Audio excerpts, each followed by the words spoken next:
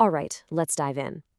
Today, we are talking about one of the most incredible economic stories of our time, the absolutely astonishing rise of Vietnam. So, what makes this transformation so remarkable? Well, get this. Right off the bat, a wild projection from CNBC. Out of every single country on the planet, Vietnam is the one forecast to see the biggest jump in wealth over the next 10 years. I mean, just think about that for a second. That projection immediately makes you ask, wait, how is that possible? For a lot of people, the word Vietnam might still bring up images of war and struggle. But that's not today's Vietnam. Today, you've got cities like Ho Chi Minh City that are just buzzing with this incredible energy. So how on earth did they get here? To really get how amazing this story is, we have to go back. We have to understand the immense, almost unimaginable struggle that came first. The road to today was paved with a full century of conflict. You know, there's a Vietnamese saying that just it perfectly captures this entire journey. Now, my pronunciation might be a little off here, but it's Gualo Guan, and it means in hardship, wisdom emerges. And man, that could not be more fitting for this story. Just look at this timeline. The hardship was relentless. It all started with almost 100 years of French colonial rule, where the country's resources were just completely exploited. That, of course, led to a desperate fight for independence, the First Indochina War.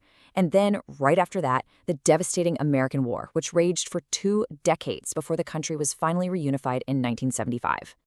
And to wrap your head around the scale of that last war, just consider this number: 4.6 million. That's how many tons of bombs were dropped on Vietnam. The devastation, to the people, to the land, it was almost unimaginable. So what's the result of all that? Well, by the late 1980s, after decades and decades of fighting, Vietnam was basically in ruins. Its GDP per capita was somewhere between 150 and 300 bucks. That made it one of the absolute poorest countries in the world, on par with places like modern-day Afghanistan. The way forward seemed pretty much impossible.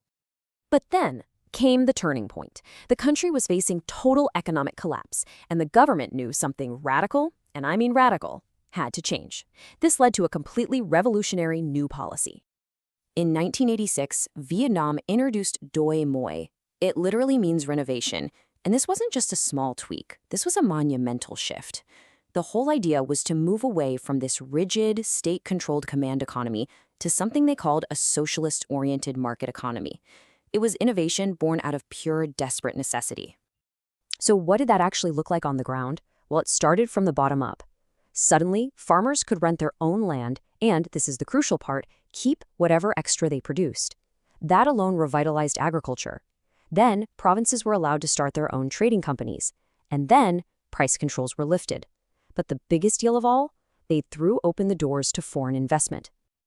Now, even with all these amazing reforms, there was still this one massive roadblock: the U.S. trade embargo. But when that was finally lifted in 1994, it was like a dam breaking. Suddenly, global giants like Nike and Adidas came rushing in. The floodgates were officially open for business. Okay, so the reforms are in place, the embargo is gone. Vietnam's economy was basically sitting on the launch pad, ready for takeoff. Now let's look at what turned it into an absolute rocket ship. And the results? I mean, they really speak for themselves. Right now, Vietnam's economy is growing at 5.8% a year. That's double the global average. This isn't just growth. This is explosive, sustained growth. So how did they do it? Well, analysts usually point to 3 key things. First, they went all in on trading, joining groups like ASEAN and the WTO and signing tons of deals. Second, they kept reforming at home, cutting red tape to make it way easier to do business. And third, they invested heavily in their own people and infrastructure, especially education. And trust me, the world has noticed. In 2023 alone, Vietnam pulled in $36.6 billion in foreign investment. That's a staggering 32% jump from just the year before. The money's just pouring in. And hey, we're not just talking about sneakers and t-shirts anymore. Oh no. We are talking about the biggest names in tech. Samsung now makes about half of all its smartphones in Vietnam. Intel is building its biggest assembly plant in the world there. And Apple's suppliers, they're investing billions. Let's make this really simple. Think about a product you might have in your pocket right now. By 2025, it's predicted that Vietnam will be making 65%.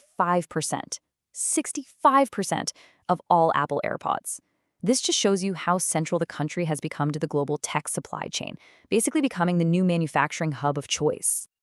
But, of course, a story this dramatic is never that simple. It's not a perfect fairy tale.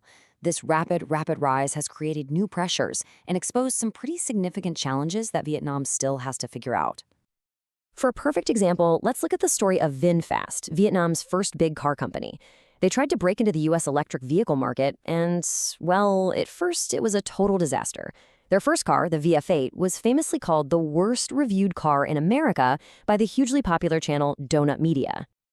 But here is where it gets really interesting. Instead of making excuses or hiding, VinFast took all that brutal criticism, went back to the drawing board, and tried to fix everything. And while the follow-up review said it still wasn't great, that response, that's so rare. It shows this incredible determination to learn and get better, even when you fail on a global stage.